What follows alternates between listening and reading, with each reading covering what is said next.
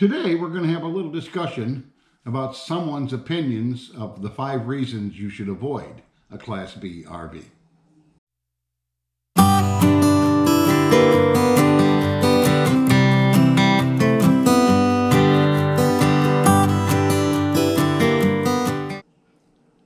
Hello, YouTube.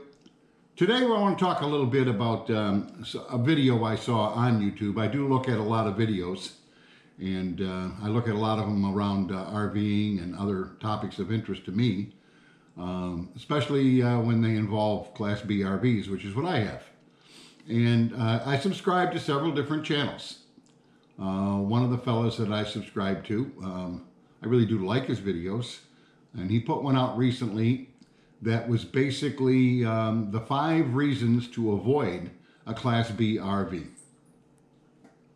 In this video, he talked about how specifically the Class B would not have worked for him and his family, and why they didn't choose it.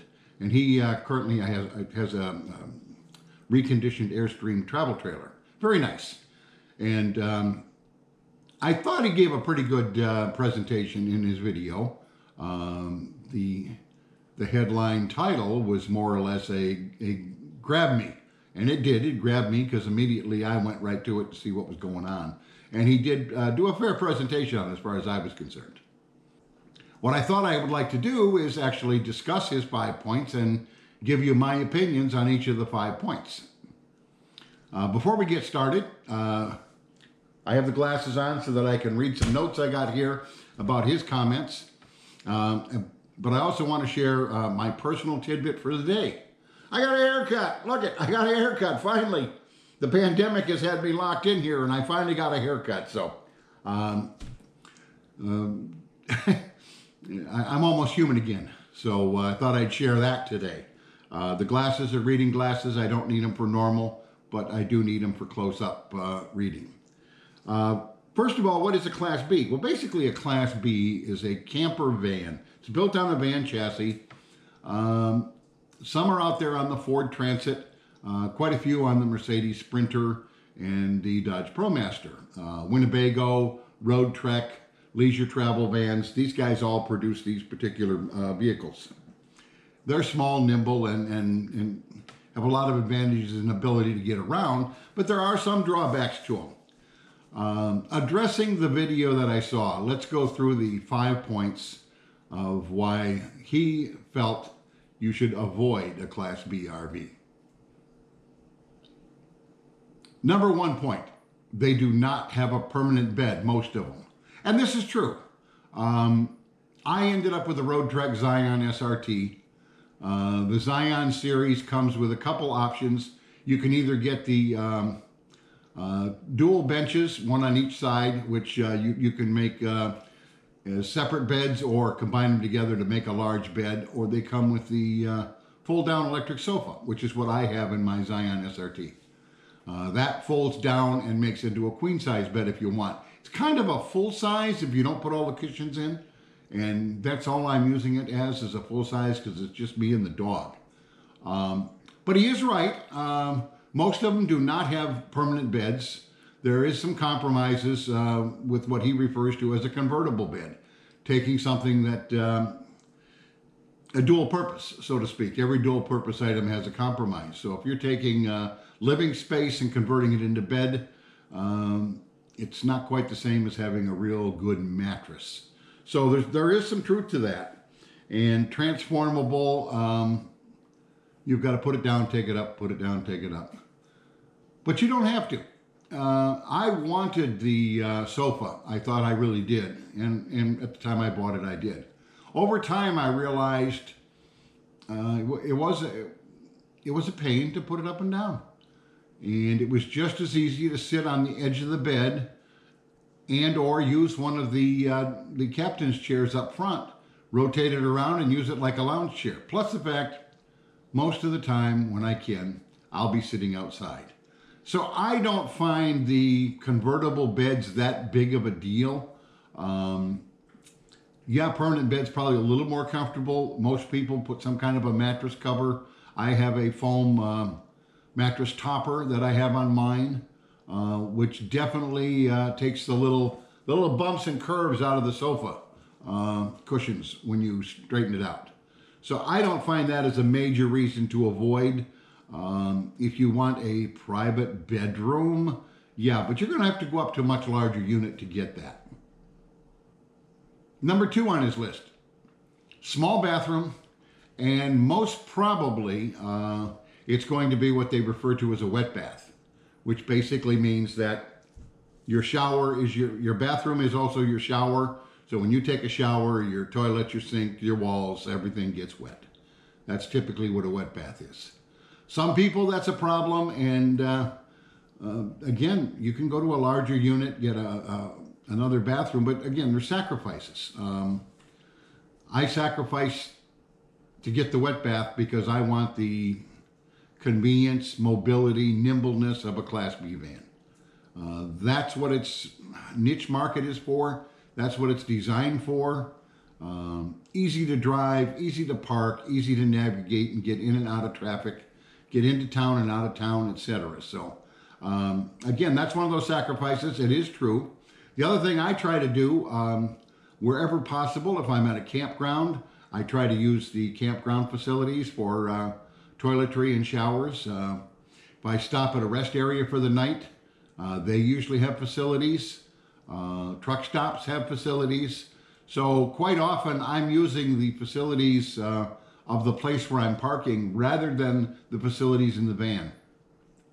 Now, when I'm out boondocking in the woods somewhere, that's a different story. I have to use them, and you make do and you do what you can. I do not find that as a reason to really avoid the van. Number 3, I kind of take exception to this. He said, basically, his wording is you cannot set up camp for multiple days. And he's referring to the fact that if you're pulling a travel trailer, you've got your tow vehicle, your truck or whatever. If you're in a fifth wheel, if you've got a motorhome, Class A, often you have a tow vehicle behind you that you're towing. So you set up camp and then you can use your vehicle to drive away and leave camp there. I'm sure when you do that, you don't leave your valuables sitting outside. So you still pick up your valuables and you put them in your RV, and then you lock it up when you drive away. I do basically the same thing. I don't leave any valuables out. I'll leave my chair out and my little plastic table, and my barbecue grill and tablecloth are sitting on the table, probably a dish pan and a towel. And if I'm boondocking, I don't have to worry about unplugging. If I'm plugged in, I just unplug and I drive the van away. Put the valuables inside and drive the van away. I'm sure these other people do not take their tablecloth and that kind of stuff and put it all away. Maybe they do. And I could do that too if I wanted to, but I choose to leave that. I just get in the van and drive away. So I kind of disagree with that one. I think in some respects it's easier to set your camp up and just drive away. You don't have the attaching another vehicle and unattaching and reattaching, etc. So just my opinion. Everybody's opinion is different, but that's mine relative to the Class B.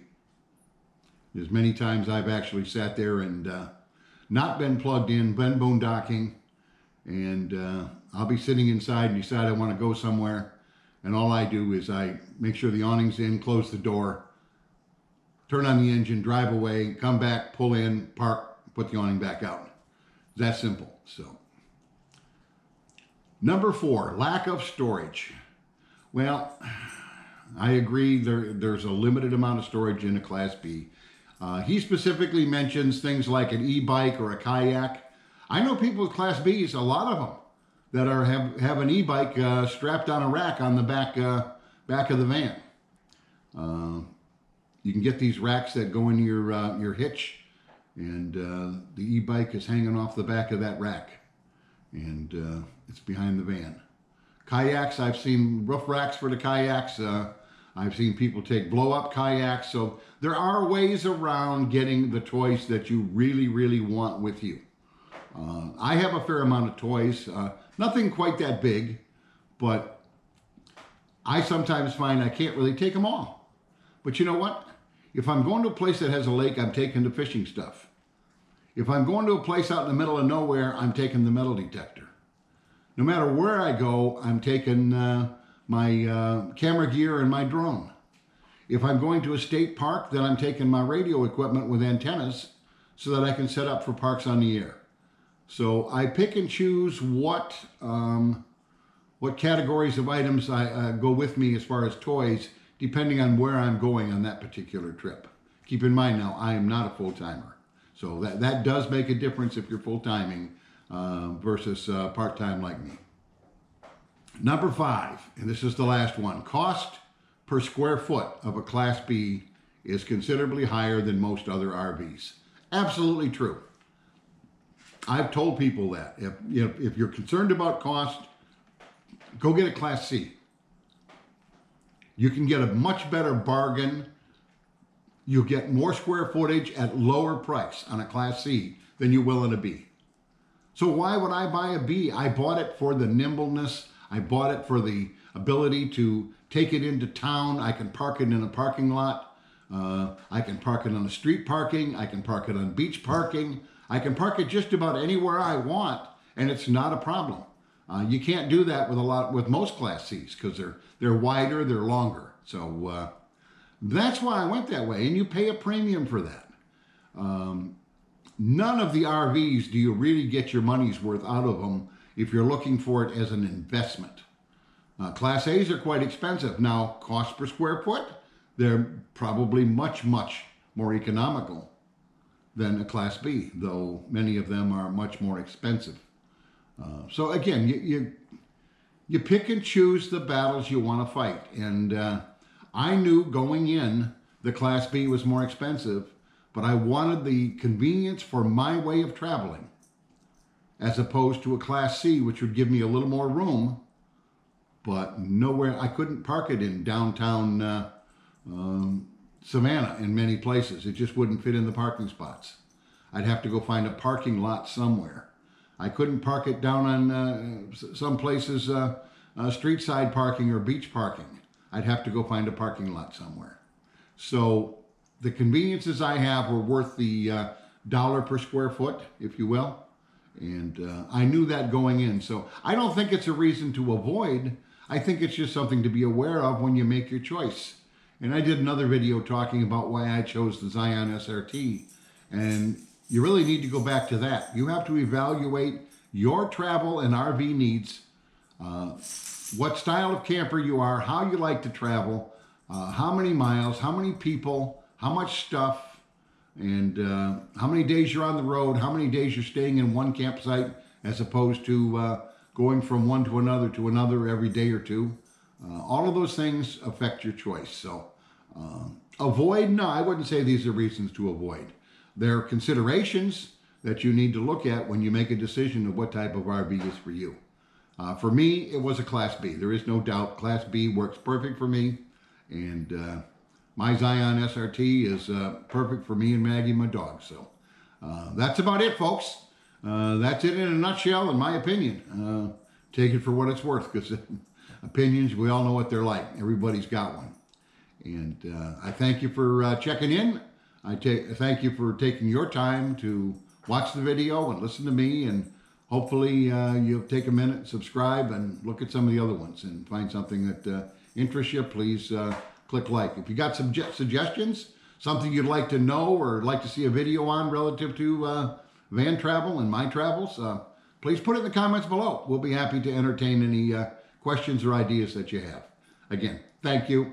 We appreciate you, and good to have you along for the travels. Take care. We'll catch you down the road a piece. Bye-bye.